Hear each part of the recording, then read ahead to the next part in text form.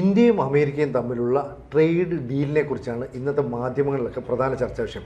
ഇതിൽ വലിയ ആശയക്കുഴപ്പമുണ്ട്. നമ്മുടെ മന്ത്രി പീയൂഷ് ഗോയലും ഇതിനകത്തൊരു കൃത്യമായ വ്യക്തത വരുത്തിയില്ല. എന്നാൽ വിദേശകാര്യമന്ത്രി എസ് ജയശങ്കറും അതുപോലെ തന്നെ മാർക്കോ റൂബിയോ US സ്റ്റേറ്റ് സെക്രട്ടറിയും തമ്മിൽ ഒരു കൂടിക്കാഴ്ച നടത്തി. മിനറൽസ് ആൻഡ് മെറ്റൽസുമായി ബന്ധപ്പെട്ട ഉടമ്പടികളിലൊക്കെ ഞങ്ങൾ മുന്നോട്ട് പോകുന്നതുമായി ബന്ധപ്പെട്ട കാര്യങ്ങളാണ്. ഇവിടെ 18% US നികുതി ഈടാക്കുന്നുള്ളൂ. അമേരിക്കൻ ഉൽപ്പന്നങ്ങൾക്ക് 0 താരിഫാണ് ഇവിടെ ഏർപ്പെടുത്താൻ പോകുന്നത്. അങ്ങനെ സംഭവിച്ചാൽ കാർഷിക മേഖല അതുപോലെ തന്നെ പാൽ വ്യവസായം ഇതൊക്കെ തന്നെ തകരുമെന്ന് പറയുന്നത് മൊത്തത്തിലൊരു ആശയക്കുഴപ്പം. ശരിക്കും അമേരിക്ക ഇന്ത്യയിൽ ട്രാപ്പിലാക്കുകയാണ് ചെയ്തത്. ഇന്ത്യക്കാർ ട്രാപ്പിന് വേണ്ടി കാത്തിരിക്കുകയായിരുന്നു. ഈ ട്രംപിൻ്റെ ഓരോ പ്രാന്ത് പിടിച്ച ട്രൂത്ത് സോഷ്യൽ പോസ്റ്റ് കണ്ട് ഇവിടെ തുള്ളേണ്ട ഒരു കാര്യമില്ല. ഇന്ത്യയും അമേരിക്കയും തമ്മിലുള്ള ഡീല് ഒപ്പിട്ടിട്ടില്ല ഇതുവരെ. ഒഫീഷ്യലി ഒപ്പിട്ടിട്ടില്ല. അത് മിക്കവാറും അടുത്ത ആഴ്ചയായിരിക്കും സംഭവിക്കുന്നത്. ഇത് ഈ ചർച്ച നേരത്തെ മുതൽ നടക്കുന്നുണ്ട് ട്രേഡ് എഗ്രിമെൻറ്റിന് വേണ്ടിയിട്ട്. അതിന് ട്രംപാണ് തടസ്സം. അത് അമേരിക്കയിലെ ചില ഉദ്യോഗസ്ഥന്മാർ തുറന്നു തന്നെ പറഞ്ഞു. ഞങ്ങൾ എല്ലാം ശരിയാക്കി ഒപ്പിടാറായി സാർ എന്ന് പറയുമ്പോൾ പുള്ളി അതങ്ങ് അട്ടിമറിക്കും. പുള്ളി പറയും അത് ചെയ്യും ഇത് ചെയ്യുന്നൊക്കെ പറയും. ശരി, ഞങ്ങൾ ഒരു കണക്കിന് ആ പറഞ്ഞതൊക്കെ ശരിയാക്കി ഒപ്പിടാറായി സാർ എന്ന് പറയുമ്പോൾ പുള്ളി അത് വീണ്ടും അട്ടിമറിക്കും. ഇങ്ങനെ ചെയ്തുകൊണ്ടിരുന്നു. ഇപ്പോൾ ട്രംപിന് സംഭവിച്ചതെന്ന് വെച്ചാൽ നമ്മൾ EUമായിട്ട് കരാർ ഒപ്പിട്ടു, യൂറോപ്യൻ യൂണിയനുമായിട്ട്. അതെ. ബ്രിട്ടനുമായിട്ട് നേരത്തെ തന്നെ കരാർ ഒപ്പിട്ടു. അതെ. ഇപ്പോൾ അമേരിക്ക ആകെ ഒറ്റയ്ക്കായിട്ട് മാറി. അമേരിക്ക ആരുമായിട്ടും കരാറില്ല.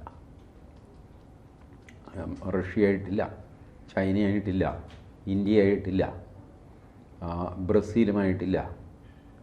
ആകെ അവരുടെ അസ്മാദികളായിട്ടുള്ള കുറച്ച് പേരും പ്ലസ് സൗദി അറേബ്യ, ഖത്തർ ഇതുപോലുള്ളവരൊക്കെ ആയിട്ടാണ്. സൗദി അറേബ്യയ്ക്ക് അമേരിക്കയിലേക്ക് എക്സ്പോർട്ട് ചെയ്യാൻ പ്രത്യേകിച്ച് സാധനമൊന്നുമില്ല. അതുകൊണ്ട് താരിഫ് 10% ഉള്ളൂ എന്ന് പറഞ്ഞാലും 100% പറഞ്ഞാലും സൗദി അറേബ്യയ്ക്ക് പുല്ലാണ്. കാരണം സൗദി അറേബ്യ അമേരിക്കയിലേക്ക് എന്ത് കയറ്റിവിടാൻ? മണ്ണ് കയറ്റിവിടാൻ. അതുപോലുള്ള രാജ്യങ്ങളൊക്കെ ആയിട്ട് ഡീലുണ്ട്. ട്രംപ് ഒറ്റപ്പെട്ടു പോയി. ട്രംപ് ഏകപക്ഷീയമായിട്ട് ഒരു പ്രഖ്യാപനം നടത്തുന്നു.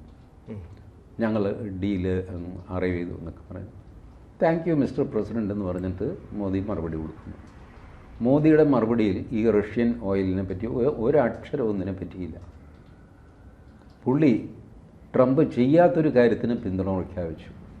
ലോക സമാധാനത്തിന് വേണ്ടി അങ്ങയുടെ ശ്രമങ്ങളുണ്ടല്ല, അതിന് എൻ്റെ പിന്തുണയുണ്ട് എന്ന് പറഞ്ഞു. വാസ്തവത്തിൽ അതൊരു ട്രോളാണ് മോദി ചെയ്തത്. അതല്ലാതെ ഈ കരാറിനെ പറ്റി ഒരു അക്ഷരം മോദി മിണ്ടുന്നില്ല. റഷ്യ പറയുന്നത് ഞങ്ങളുടെ എണ്ണം നിർത്തിവെക്കുന്നതായിട്ടൊന്നും ഇന്ത്യ ഞങ്ങളെ അറിയിച്ചിട്ടില്ല. ക്ലാരിറ്റി ഇല്ല എന്ന് പറയുന്നവർക്ക് വേണ്ടിയിട്ട് ഞാൻ ഇന്നത്തെ ടൈംസ് ഓഫ് ഇന്ത്യയിൽ വാർത്ത വായിക്കാം. Russia: no message from India on stopping oil buy. Oil നിർത്തിവെക്കുന്നതായിട്ട് ഇന്ത്യയിൽ നിന്ന് ഞങ്ങൾക്ക് യാതൊരു മെസ്സേജും ഇല്ല എന്ന് റഷ്യ ക്ലാരിഫൈ ചെയ്യുന്നു. പിന്നെ എന്താ വേണ്ടത്? ഇനി ഒപ്പിട്ടില്ല എന്ന് ഞാൻ പറയുന്നത് പീയൂഷ് ഗോയൽ പറയുന്നതിനെ ബേസ് ചെയ്തിട്ടാണ്. The prime minister leveraging his friendly relationship and close ties with president Trump has finalised a trade deal that is the best India has received compared to all our neighbors and countries that compete with us. PM Modi has always taken care of agriculture and dairy in the trade deal as well. Sensitive sectors have been protected. Sensitive sectors എന്ന് പറയുന്നു. അതിനർത്ഥം ഇതാണ്: agriculture, dairy and marine products. ഇത് in the weeks to come എന്നാണ് പറയുന്നത്. ഈ വരാൻ പോകുന്ന ആഴ്ചകളിൽ ഇത് ഫൈനലൈസ് ആകും. ഇപ്പോൾ നമ്മൾ ഈ സംസാരിക്കുമ്പോൾ ലോക്സഭയിൽ പീയൂഷ് ഗോയൽ സ്റ്റേറ്റ്മെൻറ്റ് നടത്തുകയാണ്. 12 മണിക്ക് സ്റ്റേറ്റ്മെൻ്റ് എന്ന് പറഞ്ഞിരുന്നു. ഒരു പക്ഷേ ഇപ്പോൾ TV കാണാം. ലോക്സഭയിൽ അദ്ദേഹം സ്റ്റേറ്റ്മെൻറ്റ് നടത്തുകയാണ്. It will be clear. പിന്നെ ഈ ട്രംപിൻ്റെ പ്രാന്തിന് നമുക്കൊന്നും ചെയ്യാൻ പറ്റില്ല. ട്രംപ് അമാന്യമായിട്ട് സംസാരിക്കും. നമ്മളോട് മാത്രമല്ല, എല്ലാവരോടും അമാന്യമായിട്ട് സംസാരിക്കും. ഇപ്പം നമുക്ക് എന്ത് ചെയ്യാൻ പറ്റും? അമേരിക്കൻ പ്രസിഡൻറ്റിൻ്റെ നാക്ക് പിടിച്ചു നിർത്താനോ അല്ലെങ്കിൽ ഭാഷ തിരുത്താനോ നമുക്ക് സാധ്യമല്ല. നമുക്കാകെ ചെയ്യാവുന്നതും മിണ്ടാതിരിക്കുക എന്നുള്ളതാണ്. അതാണ് നമ്മൾ പുടിനും ഷീ ജിൻപിങ്ങും ഒക്കെ ചെയ്യുന്നത്, മിണ്ടാതിരിക്കുക എന്നുള്ളതാണ്. അയാൾ എന്തെങ്കിലും പറഞ്ഞിട്ട് പോട്ടെ. അയാൾ എത്ര തവണ എന്തെല്ലാം പറഞ്ഞിരിക്കുന്നു. അത് ശരിയായിരിക്കും. പക്ഷേ 500% വരെ നികുതി കൂട്ടുകയാണ് എന്ന് പറഞ്ഞ് ഭീഷണിപ്പെടുത്തിയ ട്രംപ് ഒറ്റയടിക്കുമ്പോൾ 18% വരെ ട്രംപ് നികുതി ഈടാക്കുന്നുള്ളത് പറഞ്ഞു. എന്നിട്ട് അമേരിക്കൻ ഉൽപ്പന്നങ്ങൾ നികുതി രഹിതമായിട്ട് ഇന്ത്യയിൽ വിൽക്കാൻ പോകുന്നു എന്നൊക്കെ പറയുമ്പോൾ നമ്മളെന്തിനാണ് മിണ്ടാതിരിക്കുന്നത്? തുറന്നു പറയാം. നമ്മളെന്തിനും മിണ്ടണം? നമ്മളിത് ശരിയല്ല എന്ന് പറഞ്ഞ് കിട്ടിയാൽ പുള്ളി രക്ഷപ്പെട്ടു. പുള്ളി ഉടനെ അതിൽ കയറി പിടിച്ചത്തുള്ളൂ. നമ്മളിൽ ഡോക്യുമെൻ്റല്ലേ നമ്മൾ ഒപ്പിടാൻ പോകുന്നത്. അതെ, അല്ലാതെ ഇയാളുടെ ട്രൂത്ത് സോഷ്യൽ അല്ലല്ലോ. ബേസിക് ഡോക്യുമെൻ്റ് എന്ന് പറയുന്നത് 2 രാജ്യങ്ങൾ തമ്മിലുള്ള കരാറാണ്. ആ കരാറിൽ എന്ത് ഒപ്പുവെച്ചു എന്ന് വേണം നോക്കാൻ. ഇതിപ്പോൾ വെണ്ടയ്ക്കയിൽ ടൈംസ് ഓഫ് ഇന്ത്യ റിപ്പോർട്ട് ചെയ്യുന്നു, agri dairy shielded in USD. അഗ്രികൾച്ചറും ഡയറി പ്രോഡക്ട്സും ഷീൽഡഡ് ആണ്, പ്രൊട്ടക്റ്റഡ് ആണ് USDയിൽ. Trade pact in weeks. വരാൻ പോകുന്ന ആഴ്ചയിലാണ് ട്രേഡ് പാക്റ്റ് വരാൻ പോകുന്നത്. GM food, genetically modified food, cereals, soybean, maize may be kept out. അത് മിക്കവാറും മാറ്റിവെക്കും. മിക്കവാറും എന്നല്ല, അത് മാറ്റിവെക്കുന്നത് തുടക്കം മുതൽ മോദി പറയുന്നുണ്ട്. അതിൽ തൊടാൻ പോകുന്നില്ല. കാരണം അത് വെറുതെ ആരുടെയെങ്കിലും താല്പര്യം സംരക്ഷിക്കാനല്ല, രാജ്യത്തിന് ദോഷകരമാണ് ഈ ജനറ്റിക്കലി മോഡിഫൈഡ് വിത്തുകൾ, ഇതുപോലത്തെ സാധനങ്ങൾ. അത് നമുക്ക് മുതലാവില്ല. നമ്മുടെ രാജ്യത്തിൻ്റെ ആരോഗ്യം തന്നെ തകർന്നു പോകുന്ന ഏർപ്പാടാണ്. പിന്നെ സോയാബീൻ എന്നൊക്കെ പറയുന്ന ആ രീതി കഴിക്കുന്ന കൺസംഷൻ എത്രയാണ്?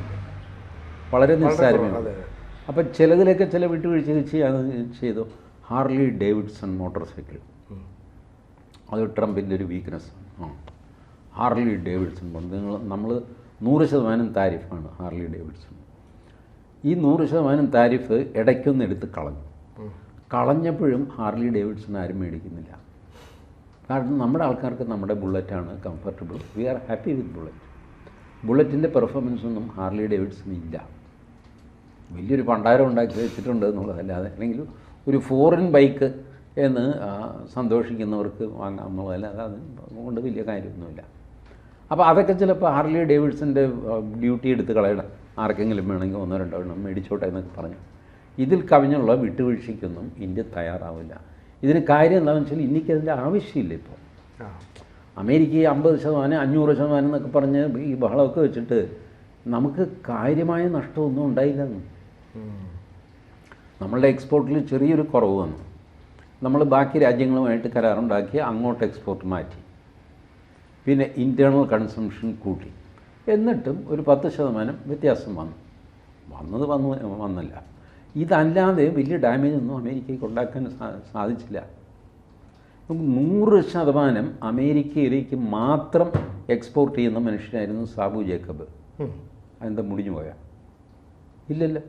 സാബു ജേക്കബ് പരസ്യമായിട്ട് പറഞ്ഞു, മാസം 10 ലക്ഷം ഡ്രസ്സാണ് അമേരിക്കയിലേക്ക് കൊണ്ടിരുന്നത്. 10 ലക്ഷം ഡ്രസ്സ് ഒറ്റയടിക്ക് നിന്നുപോയി. അപ്പോഴാണ് സാബു പറഞ്ഞത്, ഞാൻ നാട്ടിൽ തിരിഞ്ഞു, സ്വന്തം നാട്ടിൽ, ഇന്ത്യയിൽ ഈ സാധനം മേടിക്കാൻ ആളുണ്ട്. ഞാൻ ടെമ്പററി ഒരു സെറ്റ് ബാക്ക് ഉണ്ടായി. കാരണം പ്ലാനിങ് മാറിക്കഴിയുമ്പോൾ അതിൻ്റെ ഒരു തിരിച്ചടി ഉണ്ടാവും. അതുണ്ടായെങ്കിലും 10 ലക്ഷത്തിന് 11 ലക്ഷം കുട്ടിയുടുപ്പുകൾ വാങ്ങാൻ ഇന്ത്യയിൽ തന്നെ ആൾക്കാരുണ്ട്. അപ്പോൾ സാബു പറഞ്ഞു, പിന്നെ ഞാനെന്തിനീ അമേരിക്കക്കാരനെ പേടിക്കുന്നു, എനിക്ക് എൻ്റെ ആൾക്കാർ മേടിക്കാൻ ക്യൂ നിൽക്കുന്നു. പിന്നെ 10 ലക്ഷം ഉണ്ടായതുകൊണ്ട് ഞാൻ 11 ലക്ഷം ഇപ്പോൾ വിറ്റുകൊണ്ടിരിക്കുകയാണ്. ഇനിയിപ്പോൾ അമേരിക്കൻ മാർക്കറ്റ് തുറന്നു എന്ന് പറയുമ്പോൾ കിറ്റക് സാബു വീണ്ടും അവിടെ കച്ചവടം ചെയ്യും. പക്ഷേ വളരെ കരുതലോടെ. കൂടെയുള്ളവരോട് പറയും, എടാ സൂക്ഷിക്കണം കേട്ടോ, എപ്പോഴായൊക്കെ പ്രാന്ത് കയറുമെന്ന് പറയാൻ പറ്റില്ല. ഈ രീതിയിൽ അപ്പോൾ അതിൻ്റെ നഷ്ടം വന്നിരിക്കുന്നത് അമേരിക്കയെ ഇപ്പോൾ ആർക്കും വിശ്വാസമില്ല. കാനഡയ്ക്ക് വിശ്വാസമില്ല, യൂറോപ്പിനൊട്ടും വിശ്വാസമില്ല, ബ്രസീൽ പണ്ടേ വിശ്വാസം നഷ്ടപ്പെട്ടു, റഷ്യ ചൈന പറയുകയും വേണ്ട, ജപ്പാന് വിശ്വാസമില്ല, വന്ന് സൗദി അറേബ്യയ്ക്ക് വിശ്വാസമില്ല അമേരിക്കയിൽ. കാരണം ഇയാൾ ഇങ്ങനെയാണ് പെരുമാറ്റം. ഇറാനെ ആക്രമിക്കാനായിട്ട് സൗദി അറേബ്യൻ തീരത്താണെന്ന് പറയുന്നു ഈ എബ്രഹാം ലിങ്കൺ കപ്പൽ കൊണ്ടുവന്നിട്ടത്. സൗദി അറേബ്യ പറഞ്ഞു, ഞങ്ങളുടെ കരയോ കടലോ ഉപയോഗിക്കാൻ പാടില്ല എന്ന് പറഞ്ഞു. പാടില്ല എന്ന് പറഞ്ഞെങ്കിലും ഉപയോഗിച്ചാൽ സൗദി അറേബ്യ എന്ത് ചെയ്യും? ഒന്നും ചെയ്യാൻ പറ്റില്ല. ഒന്നും ചെയ്യും. സൗദി അറേബ്യയിൽ മുഴുവൻ ഇങ്ങനെ നട്ട് വെച്ചിരിക്കുകയാണ് അമേരിക്കൻ ബേസസ്. സിനിജി ആ ഡയഗ്രം ഒന്ന് എടുത്ത് നോക്കാം, ചുമ്മാ ഗൂഗിളിൽ കിട്ടും. American bases in Saudi Arabia എന്ന് പറഞ്ഞു കഴിഞ്ഞാൽ സൗദി അറേബ്യയുടെ ഒരു ബ്ലാൻഡ് ഇതും അതിൽ അമേരിക്കൻ ബേസസ് ഇങ്ങനെ ചുവന്ന ഡോട്ടായിട്ട്. എൻ്റെ ദൈവമേ, സൗദി അറേബ്യ അങ്ങ് ചുറ്റി വളഞ്ഞ് പിടിച്ചിരിക്കുകയാണ് അമേരിക്ക.